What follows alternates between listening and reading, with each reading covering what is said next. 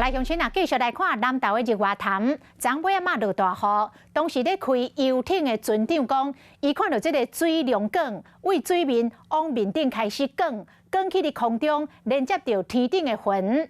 当时伊的船顶有40外个游客，大家拢用手机甲这录落来。这个状况持续2分钟了后，雨愈落愈大，水龙管嘛对咧消失。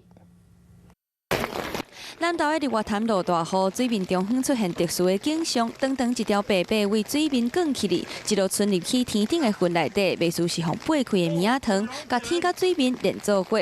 大家人看到，紧摕手机来翕。民众讲，迄是水管螺啊，而且为2-3公里外嘛有游客翕到水管螺啊，延伸到山的另外一边，时间大约有2分钟。这电的发生了？对啊，了就。 雨落来啊，就山。